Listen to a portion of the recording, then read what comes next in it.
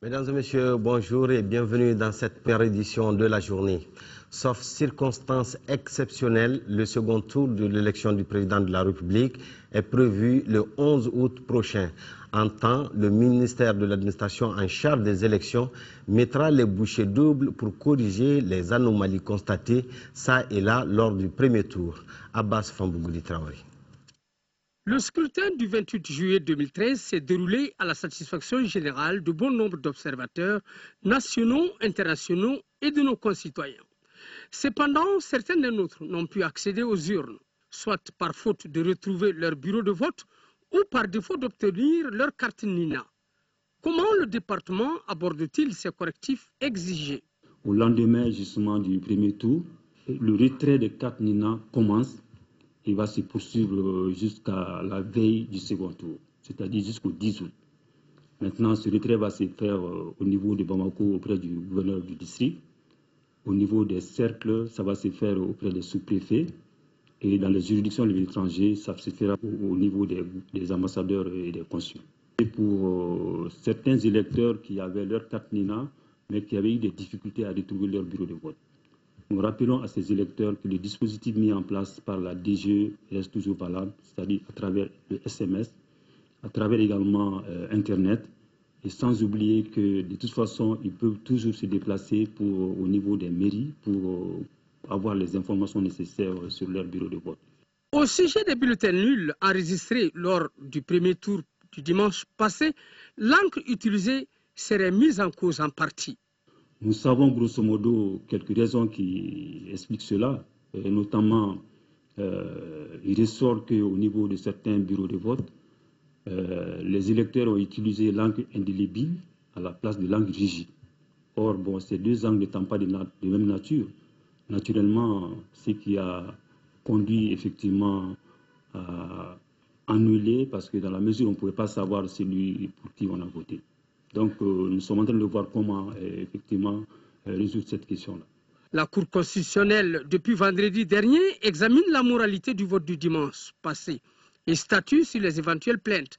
Est-ce à dire que le deuxième tour, c'est dimanche 11 août 2013?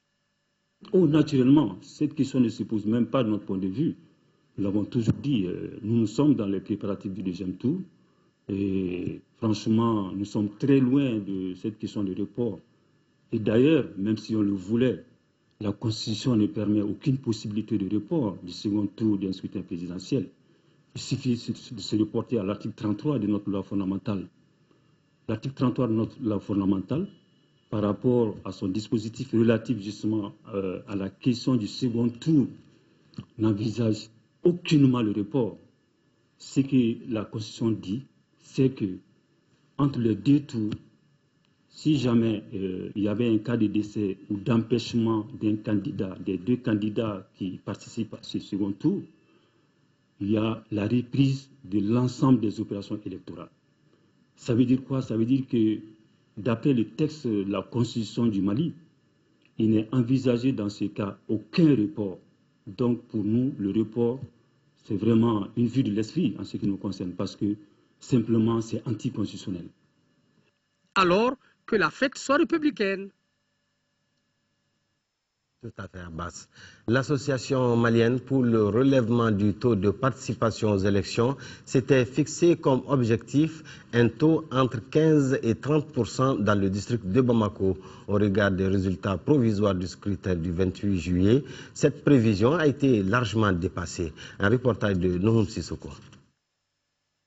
Plus de 61% de taux de participation à l'élection présidentielle du 28 juillet dans le district de Bamako, c'est un grand pas qui vient d'être franchi. L'Association malienne pour le relèvement du taux de participation aux élections a joué sa partition pour l'atteinte de ce résultat. Nous sommes allés dans les camps des déplacés. Depuis le mois de mai jusqu'à aujourd'hui, nous sommes en train de faire des sensibilisations porte à porte dans les mairies, avec les groupements des femmes, les groupements des jeunes, pour les expliquer leur rôle dans la démocratie, pour les expliquer leur rôle dans la participation vraiment des élections. L'association salue la grande mobilisation des électeurs pour le vote. Elle a cependant relevé quelques imperfections le jour du scrutin. Plus de 70% des électeurs ne connaissaient pas réellement leur bureau de vote. Entre 8h et 10h, le SMS vraiment ne fonctionnait pas. Il fallait attendre vraiment vers 11h pour que vraiment les SMS vraiment fonctionnent. Pour les responsables de l'association, le cap de la mobilisation doit être maintenu pour le second tour. Nous allons continuer à sensibiliser, nous allons continuer à informer, à éduquer les gens par rapport aux élections, par rapport au vote utile. Pour nous, le vote utile, ce n'est pas de voter pour X ou de voter pour Y. Pour nous, le vote utile, c'est que le lecteur se déplace et aller voter. Pour nous, ça, c'est le vote utile. Si l'association a gagné son pari au premier tour, elle entend aller plus loin pour porter le taux de participation à 75% dans le district de Bamako au second tour de la présidentielle. Plus d'eau potable pour les habitants de Gao. En effet, l'opération Serval vient de lancer une vaste campagne de réhabilitation de pompes à eau. Cette réhabilitation concernera 12 pompes à motricité humaine. Les travaux de réhabilitation se chiffrent à 3 millions de francs CFA. Drissa Kone. Le manque d'eau potable est en passe de connaître une solution définitive dans la situation. À livraison des pompes à la Somagep, l'opération Serval vient de lancer une vaste opération de réhabilitation de 12 anciennes pompes abandonnées. Ça se situe dans la continuité de la reconstruction. Nous avons une devise en France, dans l'armée, parfois détruire, toujours construire. Et c'est bien la symbolique de ce moment ce matin, de faire suivre au fracas des armes une période de reconstruction et d'établissement de la paix. Cette pompe vieille de 20 ans avait été réaménagée par l'Association française des volontaires du progrès, AFVP, pour alimenter un jardin de groupement de femmes. Abandonnée il y a de cela plus de 10 ans, l'eau y coule aujourd'hui à la satisfaction de la population du 8e quartier de Gao. Sa réhabilitation, qui a duré 15 jours, a coûté 3 millions de francs CFA à l'opération Serval. En dehors de nous libérer, il continue à participer à notre développement et à notre vie de tous les jours. Gao vit aujourd'hui grâce à Serval. Grand merci pour pouvoir effectivement penser à des actes de ce genre. Grand merci pour pouvoir renforcer davantage les liens qui unissent effectivement les forces armées et de sécurité ici au niveau de Gao avec la population. Une troisième pompe sera inaugurée bientôt, nous a confié le général. Un fait important, l'entretien de ces ouvrages est confié au chef de quartier. Dans les régions nord du Mali, le gouvernement du Mali a pris des mesures d'accompagnement en faveur des services techniques et les forces de sécurité. C'est dans ce cadre qu'une dizaine de véhicules ont été mis à la disposition de la police, de la gendarmerie, de la protection civile et du gouvernorat de la région de Tombouctou. Ces engins permettront à ces différentes structures de renforcer leurs capacités opérationnelles sur le terrain. Un reportage de Yehia Tandina. Ces 3 Toyota Hilux flambant neufs viennent d'être mis par l'État malien à la disposition du gouvernorat de Tombouctou. Ces engins remis aux membres du cabinet du gouverneur permettront à ces derniers d'améliorer leurs conditions de travail. Les autres services tels que la police et la direction régionale de la protection civile ont reçu chacun un véhicule pick-up. Il en est de même pour la gendarmerie prévôtale et l'office malien de lutte contre les stupéfiants Antin de Tombouctou. Pour les bénéficiaires, cette dotation permettra de renforcer la capacité opérationnelle des différentes structures sur place. On vient d'avoir 2 véhicules flambant neufs. Cela vraiment renforce nos capacités d'opération. Et il est bon quand même de remercier aujourd'hui les autorités qui ont mis ces véhicules à la disposition vraiment du commandant de compagnie et du chef de la cellule des stupéfiants. Avec ces nouvelles mesures, les autorités s'engagent à accompagner les services techniques afin que le retour de l'administration soit effectif. Hors de nos frontières, en Tunisie, l'armée est toujours à la recherche du groupe qui a assassiné 8 soldats lundi dernier. Une menace sécuritaire qui provoque la colère de la population. L'armée tunisienne en pleine traque au mont Chambi. Leur cible, le groupe qui a sauvagement assassiné 8 soldats lundi dernier, il serait en lien avec Al-Qaïda. Une menace sécuritaire qui attise la colère des manifestants contre le gouvernement d'Ennahda. Le parti au pouvoir n'a pas atteint les buts fixés par la révolution tunisienne. Nous voyons des problèmes partout et il ne se soucie que de son propre intérêt. Notre objectif est de dissoudre ce gouvernement diabolique par tous les moyens. Une exigence de l'opposition depuis le meurtre du député laïque Mohamed Brahmi. Tous les soirs, ils sont des milliers dans les rues de Tunis. Une mobilisation massive, mais rien d'alarmant pour les députés d'Ennahda. Comme l'opposition, le parti islamiste au pouvoir déplore le récent assassinat politique. Pas de remise en question pour autant. Ce n'est pas une excuse pour l'opposition d'arrêter le travail ou de demander de changer le gouvernement. Je pense que ça, c'est normal dans une démocratie naissante. Le principal argument d'Ennahda, sa victoire dans les urnes fin 2011. Une légitimité incontestable pour ses partisans. Cette manifestation a pour but de dire que l'élection de l'actuel gouvernement est transparente. Nous rejetons toute action qui tenterait de changer l'actuel gouvernement et nous n'acceptons pas ces attaques.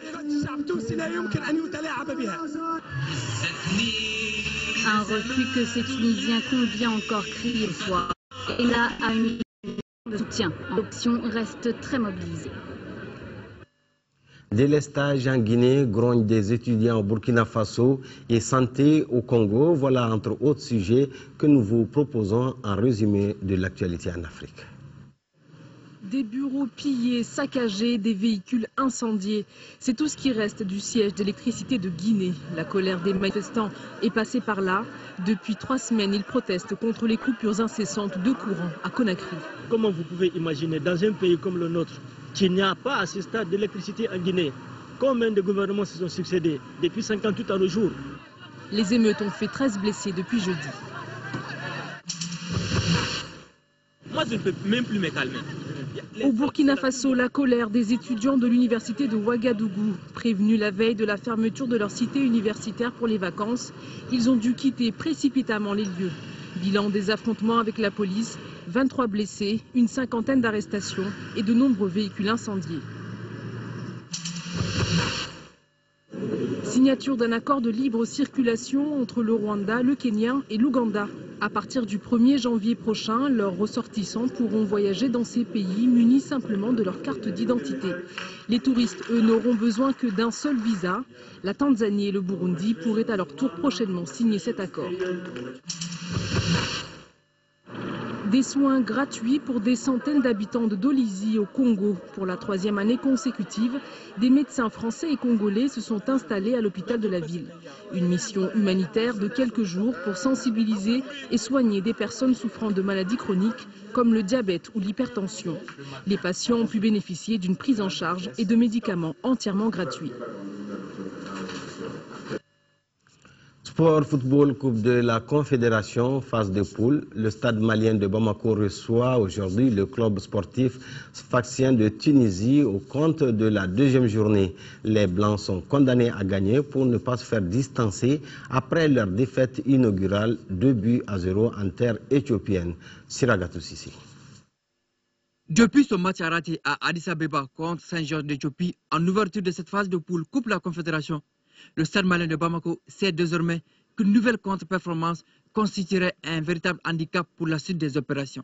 C'est avec beaucoup de regrets que les Blancs sont retournés au Bercail. La défaite lors du premier match en Éthiopie nous met un peu la pression, un peu plus, parce qu'on se retrouve dans l'obligation de faire un très bon résultat, donc de gagner ce match-là pour se remettre dans la course aux 2 premières places.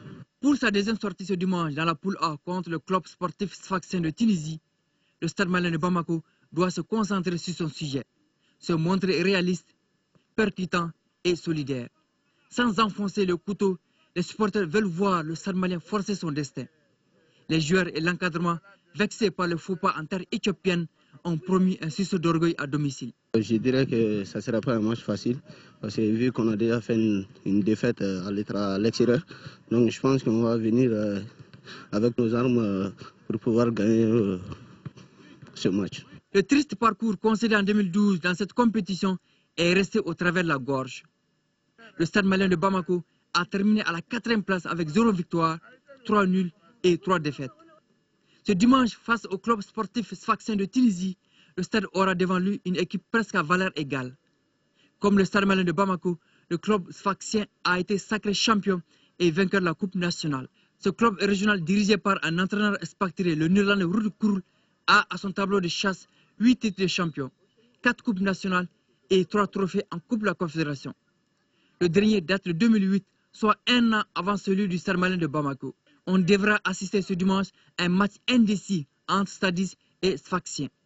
Mais l'équipe la plus forte mentalement et physiquement empochera les 3 points de la victoire et se relancera dans la course. Bonne chance donc au Stade malien. C'est la fin de cette édition. Merci de l'avoir suivi.